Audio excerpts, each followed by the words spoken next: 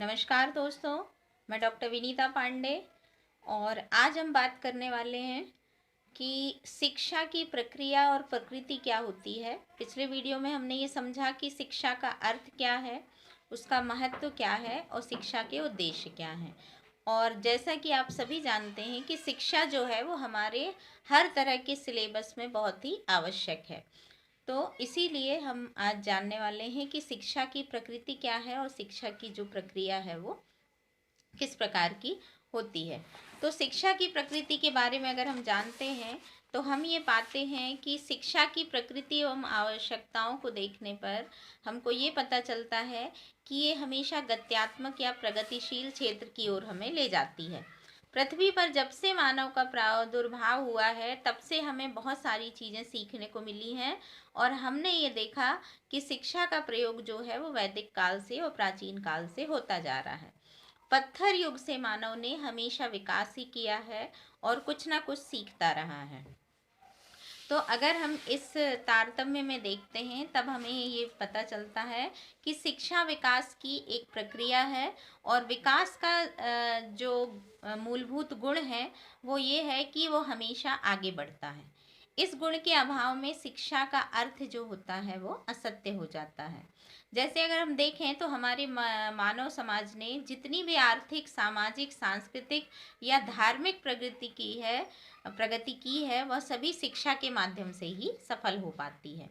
शिक्षा ने ही अतीत की धरोहरों को संजोए रख कर के आगे बढ़ाने की कला को हमें सिखाया है। जैसे आपने देखा कि हमारे म्यूजियम हैं, ऐतिहासिक भव्य इमारतें हैं, उनकी देखरेख करके आने वाली पीढ़ी के लिए हम उसको संजोते हैं। फिर आता है कि शिक्षा एक गतिशील प्रक्रिया है या गत्यात्मक विकास की प्रक्रिया है। Education is the dynamic process.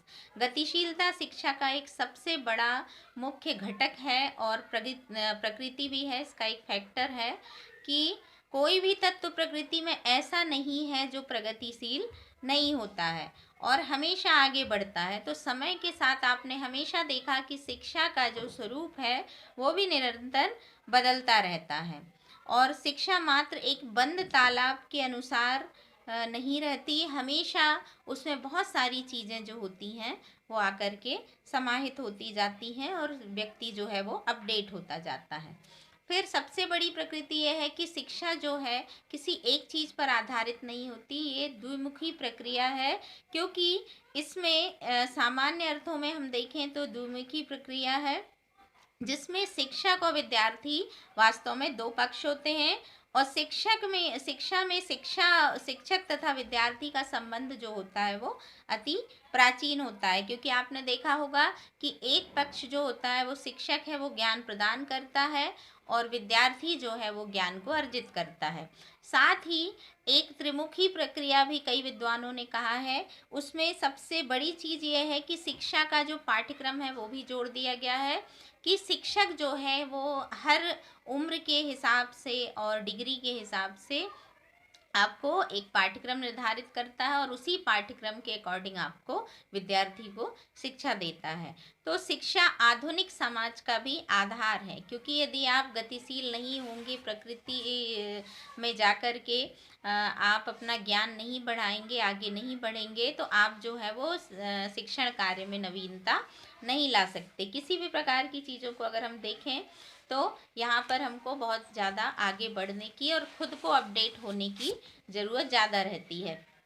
अब हमने देखा कि जब मानव धीरे धीरे विकास की ओर अग्रसर हो रहा था तो पहले मानव ने खेती करना सीखा, फिर और भी चीज़ों में आए, धीरे धीरे व्यवसाय करने लगे लोग, शिक्षा को प्राप्त करने लगे और आगे चल करके बहुत सारी नई शिक्षा व्यवस्था को नए नए स्वरूपों में ढालने का कार्य किया। तो इस संबंध में अगर हम देखें तो विभिन्न बुद्धिजीवी या विचारक या शिक्षा शास्त्री जो थे उन लोगों ने अपनी कुछ समितियां बनाई और अपने विचार प्रस्तुत किए और मानव समाजों की आवश्यकता के अनुसार जो है उन्होंने शिक्षा की प्रकृति के संदर्भ में कुछ समितियां बनाई, जिसमें आचार्य राममूर्ति समिति जो है वो मूल्यों की शिक्षा पर उसने सर्वाधिक बल दिया, क्योंकि जब मानव समाज मानवीय मूल्यों से मुक्त होगा तो इसमें परस्पर भेदभाव, वैमनस्यता, ईर्ष्या जैसे भावों का अभाव होगा और प्रेम, सहयोग, बंधुत्व जैसे सद्गुणों का विकास होगा। तो इससे मानव समाज की प्रकृति होगी। तो इसी प्रकार से अब राष्ट्रीय विकास में अगर हम देखें तो शिक्षा की जो प्रकृति होती है वो हमेशा विकास के प्रति होती है और एक जनसाधारण से लेकर के उच्च शिक्षित व्यक्ति तक शिक्षा जो है वो अपना महत्वपूर्ण रोल निभाती है। और इसकी प्रकृति में अगर आप देखें तो राष्ट्रीय चरित्र का निर्माण करती है, राष्ट्रीय एकता बढ़ाने में भी सहयोग करती है, सामाजिक मूल्यों की स्थापना करती है, आर्थिक विकास की प्रगति करती है, लोकतंत्र की सुदृढ़ता करती है और अंतर्राष्ट्रीय भावना का विकास करती है, क्योंकि सभी में वसुधैव कुटुंबकम की जो भावना होती है वो आ जाती है। तो आशा है कि आपको शिक्षा की प्रकृति और प्रक्रिया बहुत आसानी से समझ में आई होगी, क्योंकि शिक्षा की प्रकृति और प्रक्रिया जो है वो आपको डीएलएड, बीएड, एमएड सभी विषयों में, इंटीग्रेटेड बीएड वगैरह में भी आपको पूछी जाती है। तो ये यहाँ पर आपको बहुत ही ध्यान से पढ़ने की और समझने की आवश्यकता है। आज के लिए बस इतना ही। धन्यवाद।